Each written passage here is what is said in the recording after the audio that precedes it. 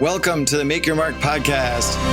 Hey everyone, I'm Mark Moyer, author of Win Again, speaker, career coach, and business advisor. And I help athletes, executives, and entrepreneurs reach their fullest potential. What you're going to be hearing in every single episode are conversations with athletes and other sports-related influencers. And we'll be offering you the insight that you need to succeed in life, including advice that will let you jump past your competition, whether it be for a great new job or taking your business to a much, much higher level. Make sure to connect with me on social media at Mark Moyer Coach and go to my website, markmoyer.com, to get access to the tips and strategies that my coaching clients get directly.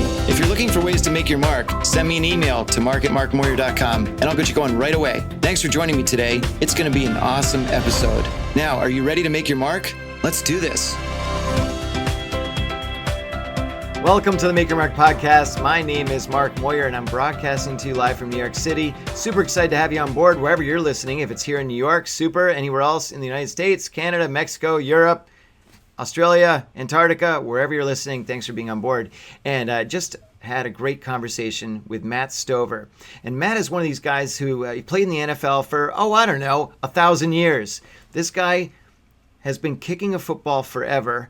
And he retired after 19 seasons in the league, maybe 20. I'm not sure. Got to check up on that. But great guy, super conversation. But I love what he's doing now. I mean, this is a guy who prepared for life after football when he was a rookie.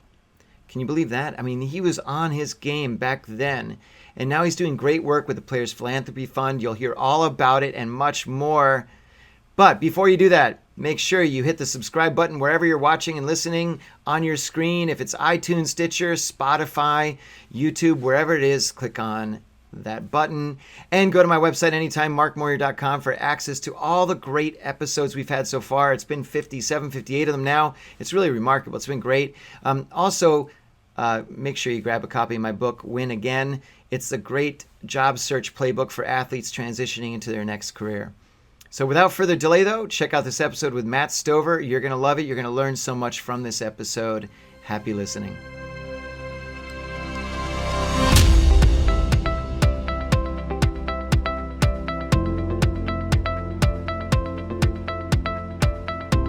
Welcome to the Make Your Mark podcast. My name is Mark Moyer, and I'm super excited to have Matt Stover on board today on the Make Your Mark podcast. Say hello, Matt. Hey, Mark. Thanks for having me on your show, man. This is great. Sorry the technology didn't work on my side, but I think we'll get it working. Well, what I'll do is I'll just put a giant stick figure in a cardboard cutout of you, and then we'll just move it up and down every once in a while to laugh and smile and stuff. But in the meantime, what I want to talk about today and what's really most important to the listeners here is maybe a little bit less about the actual athletic exploits. We'll talk about that in a minute, but more so the transition and, what you're doing now and what you're really trying to accomplish going forward with your company. So, but first things first, let's start out a little bit. Matt, you played for quite a long time. I think it was 37 years in the NFL. Was it 37 or 40 years? Anyway, joking. 20 years, but if you wanted to add all my time up that I did play the game of football, it was a long time since first grade. Yeah. It was. That's crazy, right? But it's amazing. And but tell me a little bit about first of all, where you grew up, what part of the country, and then more importantly, how you got involved in sports and specifically football. Oh, Mark. Well, the game of football was huge in Texas where I grew up. If you look back at my career, it started in first grade when my first grade teacher told my parents, get him in football. Because I was always running to the front of the line, trying to beat all the kids up, trying to get there. And so I got into football, and when I was 11 years old, I was a pump, pass, and kick champion. Ford put on a huge pump, pass, and kick thing throughout the country, and I went all the way to the finals and shanked my punt. But, I ended up being a kicker, not a punter. But and then in high school football, I was enthralled by it. I played soccer until 8th grade, never developed my left foot very well, but I did develop my right foot very well. So I really pushed myself in as a wide receiver, a punter, and then my senior year, I did all three. I did a wide receiver, punted, and place kick. So then I went to Louisiana Tech, played there 4 years, drafted by the Giants in 1990, and then Mark, it was a 20-year career after that. Yeah, it's amazing. And so I was doing a little bit of research, and I noticed that back in high school, you kicked a pretty long field goal. I think it was 53 yards. And that's I've seen so many college kickers and even older that quite frankly are really not that qualified. So But there had to be a point where you were sort of like, because look, people don't necessarily jump into football as kickers. They go in as some different positions and they end up doing that. But was that your entree in, was using your right foot, or was it just almost by accident? Well, as what happened to me in high school, I was playing at a high level, 5A football in Dallas. It was the largest, conference that they had at the time in Texas. And, you'd have 10, 12,000 people at your high school games. Well, I saw that I had a talent as a wide receiver, but it was very limited because on my high school team was Merton Hanks. He had a 13 or a 14-year career, 49ers and the Seattle Seahawks. And he and I were high school teammates, still are very close. And I discovered that there's a whole nother level of athlete that I was not.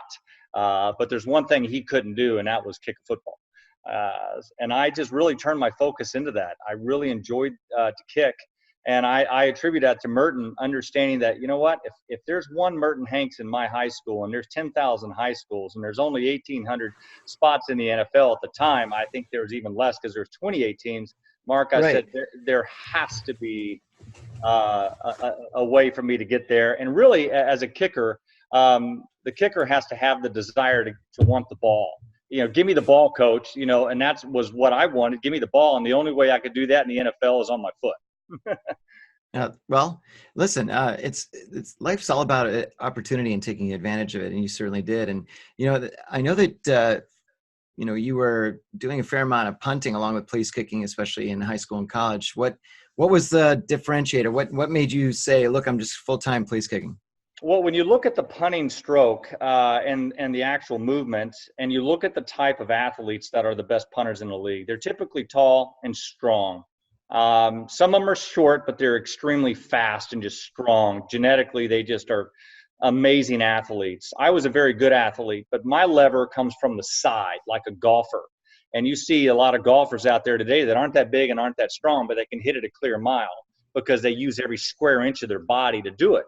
Well, that's what I had to learn how to do, and I utilized physics with what I had, and I really refined it and had enough talent to be able to go out there and kick it. So when you look at how it turned out for me, it was based on my understanding what my limitations were, and then refining what talents I did have, and then I just outworked everybody. Really, that's really what it came down to. Well, and look, and that's the way it is throughout life, right? Into business and everything else. It's outworking, outsmarting, and just out everythinging, right? So, but now you were drafted by the Giants, and but at what point did you have the injury that kept you on IR? I mean, was that That in was in the preseason? last preseason game, and at that time, you had the opportunity to come off of injury reserve after 4 weeks. So the team knew that I was good, and then at that point, Raul Alegre was the kicker. He was very good. He was the incumbent, trusted veteran. Parcells not going to, fix anything that's not broken. He just needed to make sure that if I was a viable player, that he wanted to keep me around. So pulled the quad a little bit on the last kickoff in the game, and ended up being on injury reserve. And then week 3, Raul goes down with a groin pull because he was injury prone. They Yep. signed Matt Barr. Matt Barr ends up being the place kicker. Week 4, kicks the game winner against the Arizona Cardinals for the Giants. Then he ends up being the kicker for the remainder of the year. Mind you, I wasn't making very much money, so it was pretty easy to keep me on the roster. But they knew that I had a future about me. What happened after that is Bill Belichick left as the defensive coordinator after that Super Bowl when we won Super Bowl 25 with the Giants versus the Bills, wide right year. I'm very familiar Yeah. with that. Yeah. Yeah, so I have the ring to that, but at the same time, my career went to the Browns because of Plan B free agency, and Belichick went. Plan B was that the bottom part of your roster had the opportunity to leave the team even if you had a contract. So only the top 35 guys could be held protected. I left, went to the Browns, and then had 5 years there with Belichick. And having to be a young kicker in Cleveland at the old Municipal Stadium with Belichick as your head coach, whew, I developed a lot of grit in my years there, which I think really assisted my long-term career, the 20 years that I played because of those years. Well, and what's interesting is that not too many people remember the old Memorial Stadium. I went there for a baseball game years ago, and that place was gigantic, and it was cold when it was empty, or pretty empty. It was But so windy and cold. I mean, yeah, oh, it was brutal. And even the new one's cold, but it has a very tall north side of the stadium, which is on the lake side. And right. the wind gets broken up a little bit, and they don't have the open dog pound anymore on the east side. So it's a lot better right now than it used to be. Yeah, what they call it, mistake by the lake or mistake on the lake That's or something. mistake by the lake. That's it. Yeah, but Yeah. Cleveland was a great. My young with my family, Yeah. had great 5 years there. Loved the city. So glad that they were able to keep the Browns and all the records there, and that they end up getting the new stadium and the team. It was great. Well, of course. So, but this is what I'm really curious about. Like, how did you find out? Like, hey, hello, yeah, Browns we just moved to Baltimore. Like, how'd that happen? Huh. Well, they had signed about, I think, 23 of us during the preseason. So Uh-huh. August came around, and all of us were getting signed. I got a new contract even, and ended up happening was, my wife even had told my agent and I, you need to have a no move clause in there. And my agent and I listened to her like, yeah, right. The Browns are going to move. Yeah, sure. No We thought way, there was no really? way that would happen. Um, and as you know, it happened.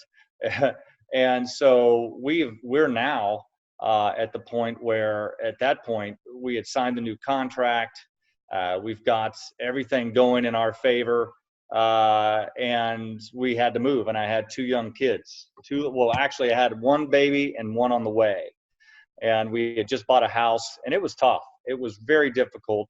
But if you understood the business side and what was happening in Cleveland and the stadium and the Right. promises and all the stuff that was going on, you took ownership of it pretty quick. I really had a very good kicking year in 1995. I was leading the league, and Belichick was a good head coach. He did everything he could to keep the team together. But you do something like that to a team, it's tough for it not to disintegrate in front of you.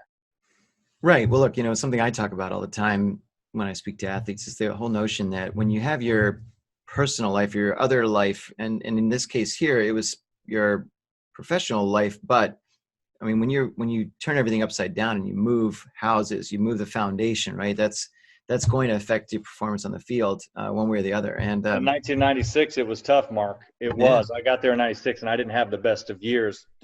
Brand new place, two little babies, trying to manage life, living in Texas because I didn't know of how long I was going to be in Baltimore. The whole uncertainty of it. Everybody thinks that the NFL and being a professional athlete is all glamorous.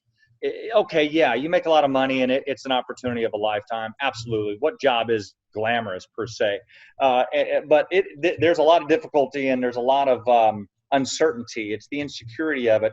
I think we all live with our insecurities with regard to our work. But the NFL is you're evaluated even in practice. I mean, and then you're publicly evaluated every time you go out on the field. That's why we get paid the big bucks. We're in the entertainment business. But you take that on. You understand the risk and reward. We bought a house in Cleveland because I had signed a new deal a couple years before, and then I got another new deal. So I was like, hey, we're great, right? And next thing you know, you move. So, and it can happen to guys who get traded. It can happen to you because of bad performance, and you get cut. But at the end of the day, it's been a blessing to be here in Baltimore because that's where I am now permanently. And it's really blessed my children. You know how you go nowhere by mistake. I truly believe that. And my kids thrive here, and my wife and I are happy. So Baltimore's been a good spot. yeah. Look, it's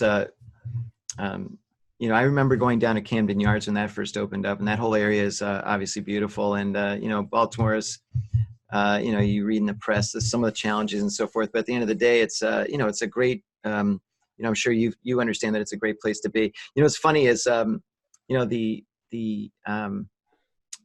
I think what you ended up really enjoying the benefit of, Matt, was the idea of playing so long for one team, because in sports, it used to be that the guys would be, like a Derek Jeter or somebody, and Mickey Mantle and so on, would stay a long time with one team. But especially in the NFL, you don't see that as much anymore. Yeah, at 18 years between the Browns and the Ravens, Yeah. 5 and early 9 and then 13 in Baltimore. And I think I developed trust with the organization. I think that performance does do that, but also my off the field endeavors and how I managed myself created some trust and comfort for the team. I knew my pay was going to be good. I was paid very well in the peak years of my career, but I also understood how to run the business and not price myself out of the league. And so therefore I stayed around. And the other thing that I really did a good job of, and I was blessed with it, was health.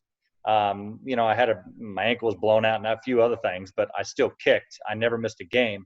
And if you want to ask me what I'm most proud of, it's that. I mean, you say, well, all you do is kick a football. I mean, how are you going to get hurt? There's never been a kicker that's played 10 or more years that hasn't missed games. I never missed a game.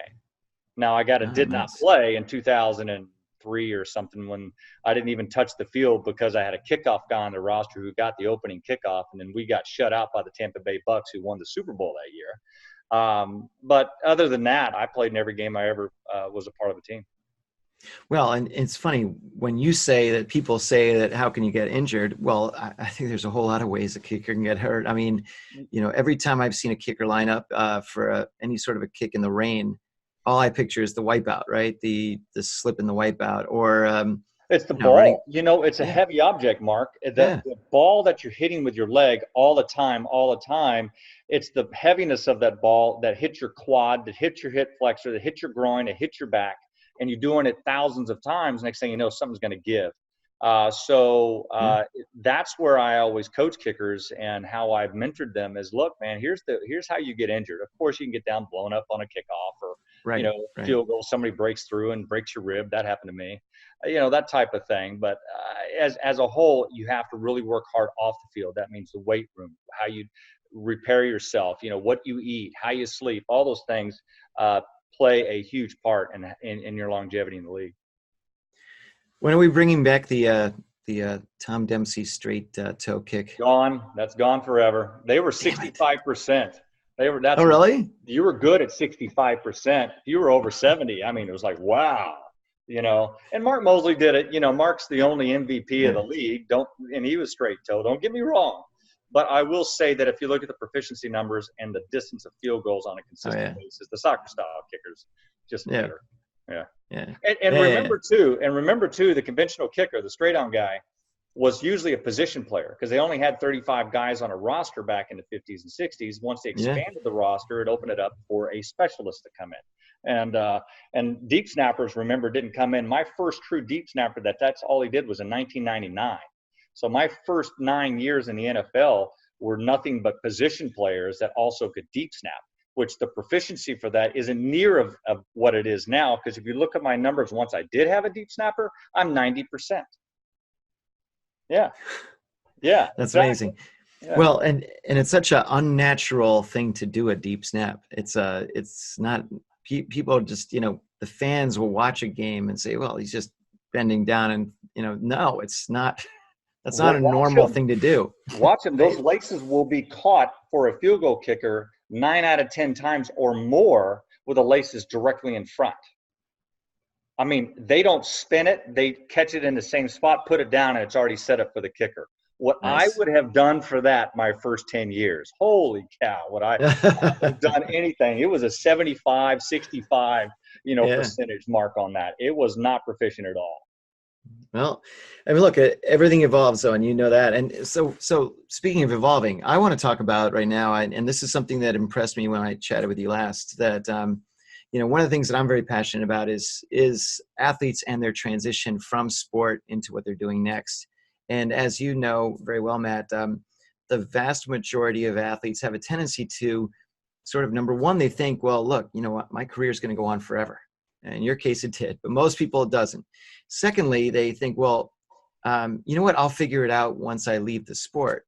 And a lot of times that really hits a big snag. And, what I appreciated about what you said, and I'll let you jump into that, though, is your transition was a lot easier because you've been planning for it for years. But tell me a little bit about when you started really preparing for life after the game for you. Started day one. People had looked at me and says, oh, wow, you got an opportunity to go play in the NFL. That's amazing. I didn't think that could happen to you. I knew it could. I always thought, why not me? When I stepped in the league in 1990, you know, I was young, made $78,000 my first year, and was getting married, and so I had somebody else I needed to think about as well. Mm-hmm. So right at the very beginning, I understood that I needed to start thinking about, this career will come to an end one day, and I'll probably be a young man when it happens. If I could get 5 years, that would be great. What a great start in life that is. Sure. But even then, I'm going to be at the age of 22 when I was drafted. I was going to be 27, and all of my compadres, meaning my friends and everybody that I was around, my generation was already working. They were already developing their crafts. They were getting themselves into the workforce, and they had their knowledge base, and they were growing where I wasn't. I was only going to be a professional athlete. Next thing you know, I have no use for that anymore. Right. But, you know, was I going to make enough money as a kicker to be set up for life? No. So I interned for International Management Group for 3 years, and really had a great opportunity to learn and get to know the market, financial, insurance, agent, IndyCar. You know, I worked for that department, and that they did me a huge favor, because then what could happen if I did get cut or if I wasn't on a team anymore, I had a network of people I could go back and lean on and go get a job. And I had a general knowledge of it. I think that's critical for every player to do, is while they're playing, they need to start transitioning right away. It doesn't mean it's going to come immediately, but it will come. And so also from a budgeting standpoint, you never depend on next year's money. You only depend on the money that you have now, what's guaranteed. And a lot of times for NFL players, that's not at all. So I always planned financially of what would it take for me what would I have to make after my career is over this year, and what do I have in the bank in order to replace the expenses that I have. And it started at 65,000, and then I bought a house and went up a little bit more. And then, okay, I had to go back now. And by year 14, I finally had made enough money to be able to say to myself, okay, in order to keep my same standard of living, same expenses, I need to make an extra $50,000. I can go coach for that. I can go do whatever I need to do to go make the 50,000, work as a salesperson, whatever it was. So I then began to say, oh, okay, I'm in a better position now financially. Now with that, I continue to consider my post-football career. I'm year 14. I'm a 36-year-old guy. Wow, where's this going to go? Long story short, Mark, so I can let you talk, is I was able to take some risk in the market, and that was during some of the .com bubble that was going on, and it was still some territory in there that had niches that you could go capture, and we did that, my friend and I, with creditcards.com. So we went in there and built a business, and we sold it in 2006, and then that was those funds that quarterback kind of money, which allowed me to have more financial freedom. I wouldn't say completely, because you never know. But at that point, my wife and I said, okay, we're playing for free now. Let's go have some fun. And also you have to realize as an athlete, if the financial piece is what motivates you to be great, it will let you down.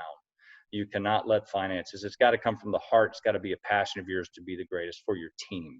And to be when you do that, then it's a transcendent cause. It's something greater than you instead of just money. So keeping things in perspective is important, Mark.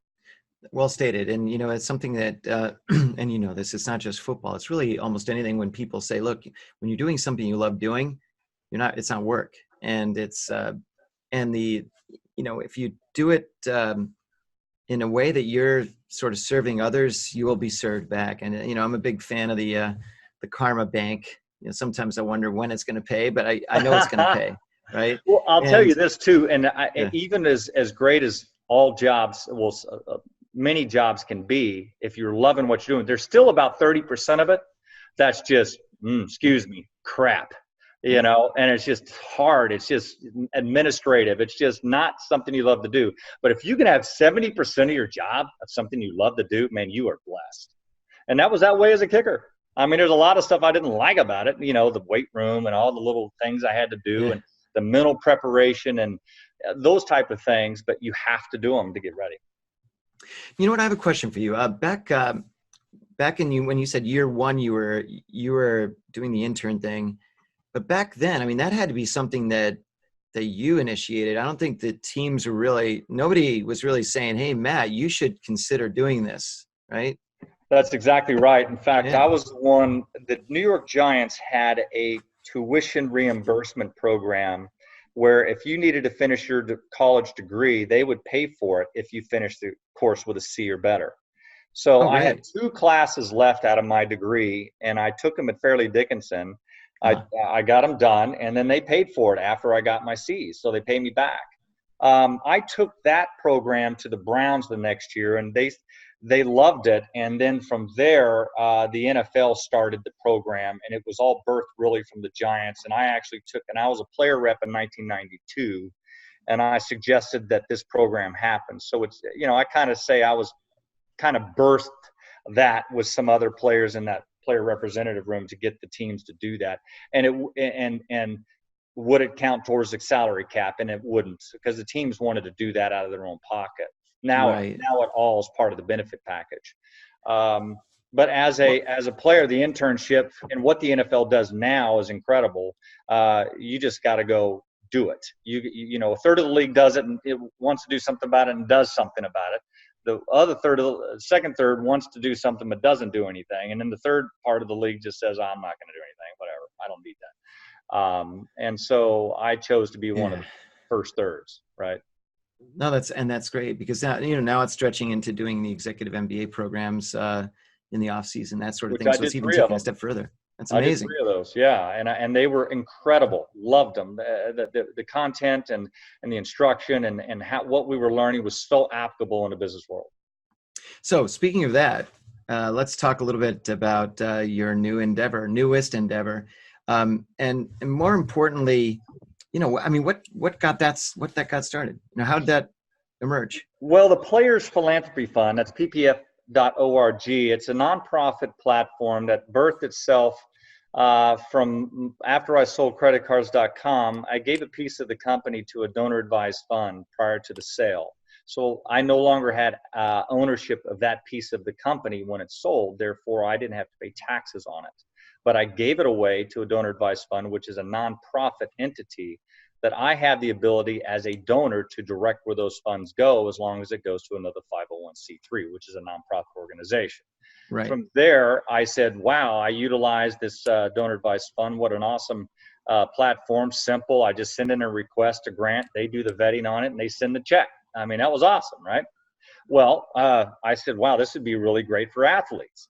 So my partner, Seth McDonald, and I, who were sharing space in the pickup line at our kids' preschool, we That's great. got to talking, and he was managing family office foundations. He was the kind of a Renton executive director. He had a great model.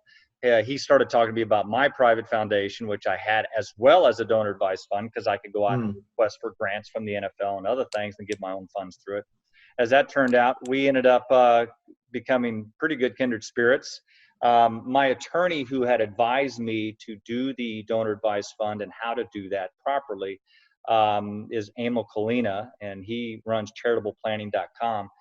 This guy was I would say, the foremost expert on charitable giving. And when that happened, he became a partner to the 3 of us, and he drew up the donor advised fund charter. We got it approved about 13 months later, and PPF was birthed. From there, we are not only a donor advised fund, but we're also what you call a fiscal sponsor, FISCAL sponsor, which allows others to plug into our platform, get their nonprofit status, and then we have the ability to, from there, operate their back office, where they can go out and raise the funds and a golf tournament event, gala, whatever they choose to do. And then we have the ability that makes sure that all those funds hit the account at PPF through our EIN number. And then they operate as a legal nonprofit entity without the fiduciary responsibility, even though they're under contract and they're operating fiduciarily on their own. We bring them in and we make sure that all their back office and everything's being done properly. It's our 990. That means it's our tax return. So, Mark, I know I can sit here and ramble on, but why? It's because players need, I believe, and athletes, celebrities need help. And because it's a business, running a nonprofit is a business, and best practices is a business. I mean, you've got to understand the legalities of it, because if you're not out there with your brand, if you're not protecting your brand, right, Mark, and you're trying to do good, but you can also find yourself in a whole lot of trouble. It turned out to be a really great model for us. So I'll let you ask some more Well, questions. I think that I think that the whether it's an athlete or, as you said, celebrity, or anybody that's got the cash to do this, they likely mean well if they want to have a foundation or start a charity, start something like this. But then they get really caught up in the, Jesus, what do I do next? And it seems like a big barrier sometimes when they just don't know. And I think a big chunk of what you have to do, Matt, I'm assuming, is really educate and say, look, it's a lot easier than you think. Well, I don't want to say it's a lot easier than you think it is, but we can take care of a lot of the stuff that you might be normally worried about. And then you can really focus much more on the actual fundraising Yeah, and the actual events, right? doing Yeah. the programs, Yeah. and raising those funds to go do those programs or to Right. donate. And that's Right. exactly what we do and why we do it. Yeah. We also do it at a very cheap rate at 6% on deposit, because we know that our goal is to get more funds into the market. And charitable dollars to be given away. We don't want to be uh, somebody who takes more money and less money's going to the charitable cause. Well, and that's good because, look, people like me, for example, when I donate, I like to see how much actually gets to the target, right? And when I see some of them that are sort of at 58, whatever the percentages are, it's disheartening. And so I think that's a big plus, not just for you, but then for whoever's running the charity. They can say, look, X percent is going to it, and they don't have to worry about having 10, 15, 20% going to somebody else that does what you do. So that's fantastic. So going forward, I mean, right now I know you're just about at 150 clients, which is really remarkable. But I know that you really want to scale that up. Tell me a little bit about what you're hoping to do over the next couple of years. Well, scaling is our job. At that rate, it's tough to, from a business financial model, to really be sustainable until you have enough people running funds through. Mm-hmm. And it's our job to create the processes, the oversight in order to get that done. And that's our job, and we've been doing that. We've got some great banking partners and other things. We do want to double next year. We want to get up to 300. We're on course to do that now as we're onboarding. So my staff is growing, and I have a phenomenal staff, trustworthy staff. You heard about the banking, and if you need Yeah. the funds invested, I've got that as well for you. But the big thing, Mark, is that I want to make sure that we're doing it responsibly. For somebody to look at our 990 and go, or the IRS to do whatever they want to us, and they go, "We love you guys. You are really keep making our job a lot easier." Think about it. There's now 150 foundations that are now one, and they only have one 990 to look at. And we're doing it better than those 150 would be doing on their own, right? With regard to Mm. record keeping and all Right. the Yeah. compliance issues. So I'm hoping, my goal is that they love us and that we do our due diligence and we do our job to make sure that's right. Because think about it, I'm in a trust business. If we are not trusted by you, then we're out of business real quick. So right now, how are you guys, whether it's you or someone in sales and so forth, trying to drum up business? What do you find is the best way to do that? Number one is to create the relationships in the market. Some of those are in existing relationships that we have with other clients, but a lot of times, and I would say accounts, not clients, but I would also say that financial advisors, agents, people such as Tackle What's Next, get into the room with them, explain to them who we are, where they have contacts with athletes, celebrities, and even other people, because we only about 65% of our accounts are athletes and celebrities. The other 35% are people, everyday people who would love to have their own foundation, but they don't have the back office know-how or knowledge to do it. So they partner with us. So at the end of the day, we're really making sure that our processes, our accountants, our bookkeeping, everything is in order. And that's like any growing company, that's changing every day. So let's say, Matt, I've got X amount of money I'd love to either start a foundation with, and or I have a goal of getting to a certain amount. What is it that I need to be at for you guys? Well, number one, they can be come in and learn how to do that with us. And then, of course, if they wanted to create their standalone, they could, and they would roll out, and the funds that are in their account minus the expenses, right, is then Mm-hmm. transferred. We've done that for several, Okay. and we're kind of like their training wheels to get into the foundation business, and they learn how to do it. But then they find out, a lot of them, several of them have found out, I would rather be with you guys. This is a pain.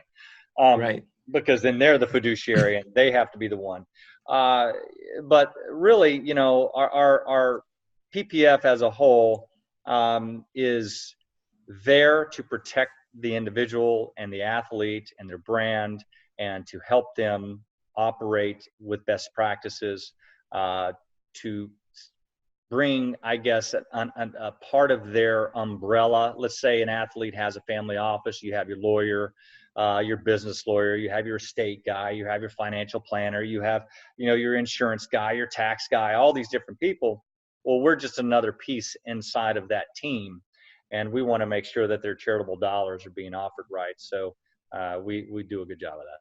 Now, you mentioned something that was really interesting to me the other day also, that I think sometimes the public perception is that an athlete, because they're making X jillion dollars, and because they all make that, obviously, right? But when they want to have a foundation, they're putting in a big chunk of their money. But that's not always the case, and it's not necessarily a bad thing. But what they're doing is they're effectively trading off that celebrity status and the athlete status to raise money for that special, the special interest that they're going after. Is that sort of now a more typical thing, where it's not necessarily, let's say, Arnold Palmer's money? But he's got the name, therefore. Well, a lot of times our current athletes, their tenure in professional sports is very short. And Right. because of that, they typically don't give their own funds, right?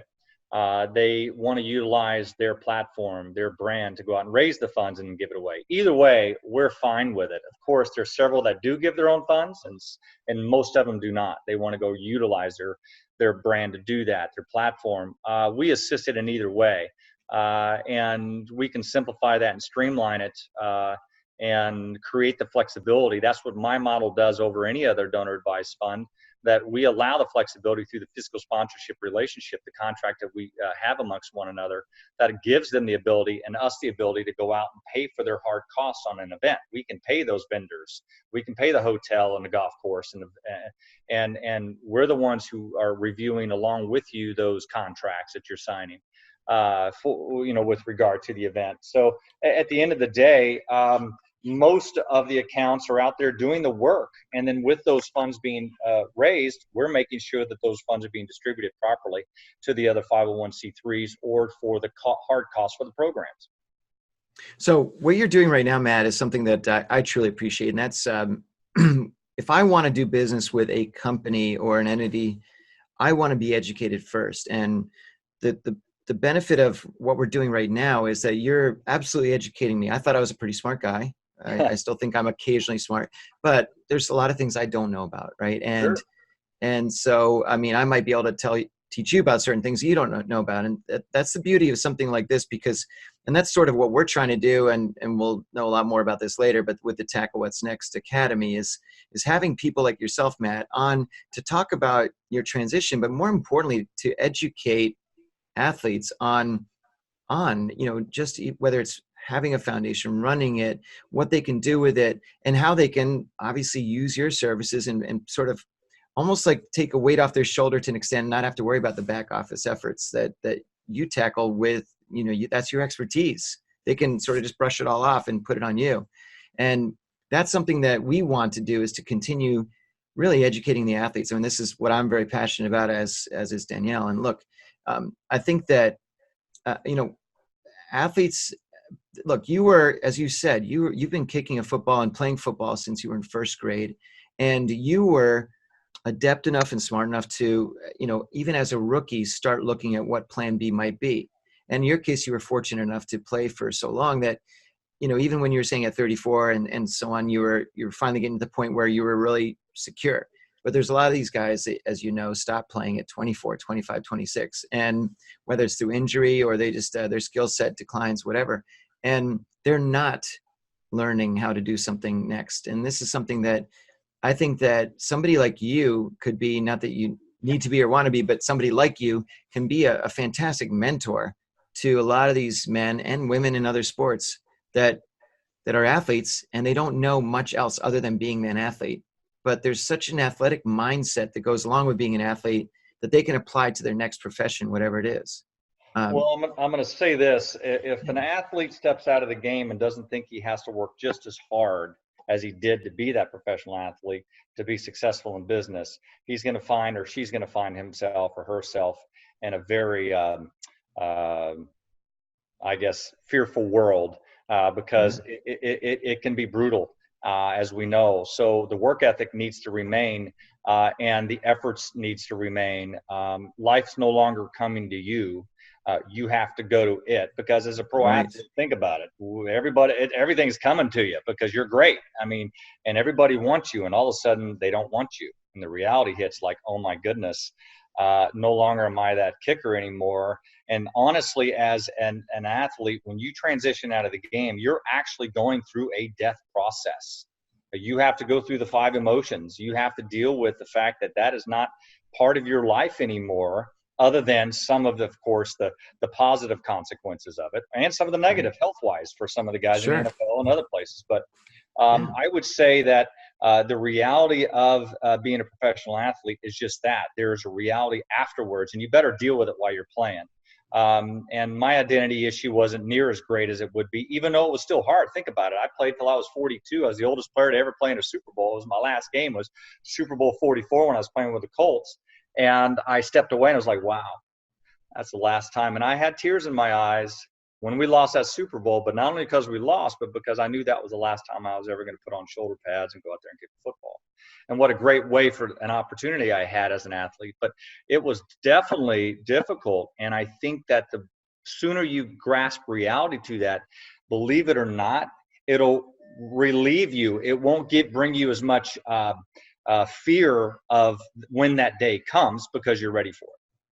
Well, and I think that's why a lot of athletes kind of hang on longer than they should. Not saying you did, but like a guy like Tom Brady, he's accomplished everything on the planet. But I think, in my opinion, he's kind of just I mean, look, the guy can still play, but I think he's 42, right? He's like, you know what? I think he's postponing. He doesn't want to get rid of the shoulder pads. It's the same thing with play at a high level. I'll say this to interrupt you. If you can play at a high level and you've got the passion, I mean, it takes passion, as you know, as a business person, you've got to want it. He still wants it. He still has the passion, and he still has the ability. The one thing that I knew that was happening to me is that my family was transitioning very quickly to college, to where we were going to live, post-career. I also understood that, did I want to get shot at anymore? Because that's what it feels like as a kicker. You feel like you're getting shot at. Or is it worth it or not? And that started to creep in. So I didn't want to stay around too long and look back and say, man, I should have quit last year. What was I thinking? I think that's incredibly important, the realities of it. So I stepped away from the game. Even though I had some gas in the tank, I needed a full tank. You can't go in there and with a half tank. You got to have a full tank, and it's got to be high octane. So that's what I'm saying. I like that. I'll have to use that one, Matt. I like that one. That was good. Good for you. And if you look at Brady, that's what he has. Yeah. And therefore, hey, keep it going, brother. And he knows how good he has it, with Belichick and him. They know. So let's not ruin this thing, right? That's what they're saying. Let's keep going, right? Yeah, I know. It's funny. People think that Belichick doesn't, he's kind of really understated and no one knows what goes on underneath the the hoodie. But I'm sure every offseason he's saying, hey, Tom, come on, man, one more year. Let's go. One more. They've got a good partnership. Think about their partnership. I mean, Tom Brady's an offensive coordinator running your offense. I mean, come on. Right. I mean, that's just awesome. Yeah. That's a great point. All right, we're going to wrap up. Just we got a couple minutes left. Just something I call Hit Your Mark. It's a real quick segment. But first question I have for you, it's an easy one. What does the number 2004 mean to you? 2004, high maintenance family. That's what I say. Not even football. What? But I would say, I don't know. That was an off year for our team, I think. It was. Oh, you blew it, man. You blew it. 2004 is your career points total. Come on. Oh, that's right. 2004 career. I was thinking. There you go. Year. I know. I got you. Now, you also happen to, and I know you know these, but you happen to hold a few NFL records. But the one I like the most, which is interesting because, as a New York area fan, this would never happen here, unfortunately. But, kicking a field goal in 38 straight games, that's pretty damn impressive. But that's also impressive because either it means your team wasn't scoring too many touchdowns or it just means that they were driving far enough to not put it in to allow you to kick a field goal. That's exactly right. That 38 games was an amazing feat. I didn't realize it until I was beating Fred Cox. I think he had 32. So at the end of the day, that shows you that, first of all, I was making the field goal, right? I mean, you have to go out there and actually make it to get 38 consecutive ones. Sure. So when I did have opportunities, even if it was one, I made it. If it was 5, I made one of them, right? But, when at the end – I would say that was fun. Most people don't put a lot of merit to it unless you're a kicker. And then you go, holy crud, man, 38 games with a field goal? Best I've ever had is 8, that type. Yeah. Because there's always that one game you don't get anything, so they always do that. That must have been cool. And I'm sure it was kind of like, that 39th game, you're like, come on, man, just give me a shot, Yep. But anyway, so look, best thing for people to do if they want to chase you down, they can reach you if they'd like on LinkedIn and some other social media. They can also go to ppf.org. But that's the best way. Admin at ppf.org. That goes to my staff. We vet all the people that get in contact, not only with me, but with us. And then we'll deal with it. That's the best way to do it. So if you're interested in creating something at PPF or you wanted to find out more information, please do that. Well, and also for anybody who has friends and so forth that might have an interest. I mean, the beauty of networking, and this, Matt, is that it's not just me that might be interested, but there may be people in my fairly sizable network that might have an interest that I can introduce you to and so forth. So that's what I like about things like this, is that we like to encourage people that know other people and so forth that are all involved, because what you're doing is you've got a service that is obviously very look, it's less expensive than others, but it's also a high performing service, right? So I hope so. Yeah. And I think you nailed it. And it's a service just for that. I mean, we want to make sure more dollars are going to the community. And I think we've created that. So awesome. Well, Matt, listen, I'll let you roll. Thanks so much for being on the Make Your Mark podcast. Yeah, no, this has been a blast. And sorry about the video again, man. I know it was my fault, but I apologize. But just put my picture up there, kind of something stupid. I don't care. Yeah, by the way, don't ever encourage me to do something stupid. I will do something stupid, I promise. But no, like I said, we'll do like a cardboard cutout of you kind of doing this or whatever it is. Yeah. I had a just real fast last story. I had a book signing that I was supposed to do at my where I went to college, Colgate University. And I was also at the same exact moment of the book signing, I was supposed to be in a golf tournament. And so I asked the bookstore, I said, look, would it be okay if I just had a cardboard cutout with me, like kind of waving and maybe signing a book or something? And they're like, no, you can't do that. So yeah, no, you gotta be there. Right, I know. Oh, well. But anyway, listen. Thanks for your understanding. All the best then, Matt. And we'll chase each other down in a few weeks then. No worries. Take care. All right. Cheers.